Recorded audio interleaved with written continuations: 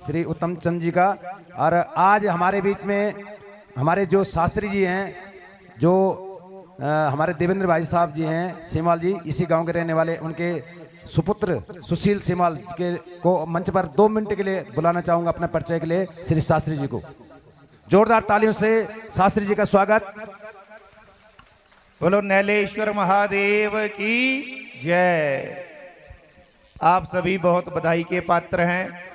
सभी हमारे गांव खवाड़ा की ध्यानियां, सभी मातृशक्ति हमारी बहनें, सभी बहुत बहुत बधाई के पात्र हैं कि आपने आज इस ग्राम सभा में शिव पुराण और रामचरितमानस का जो आयोजन किया है, आपने सभी की बुद्धि को प्रकाशित कर दिया है।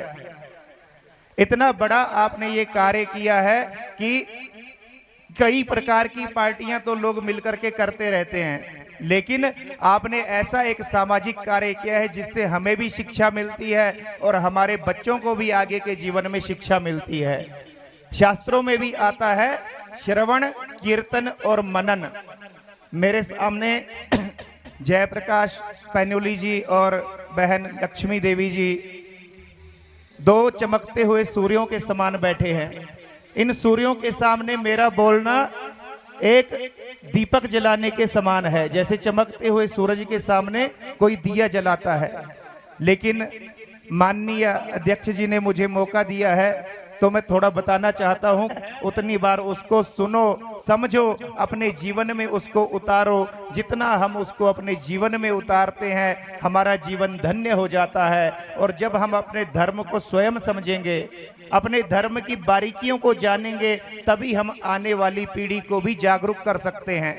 आने वाली पीढ़ी को भी हम धर्म के बारे में समझा सकते हैं, क्योंकि जो अब नई पीढ़ी आ रही है उसके मन में शंकाएं बड़ी जल्दी आती है, और शंकाएं आने का जब हम समाधान नहीं दे पाते हैं तो वो शंकाएं गांठें बनती हैं, और वो गांठें ही आगे जाकर के डिप्रेशन का रूप लेती हैं।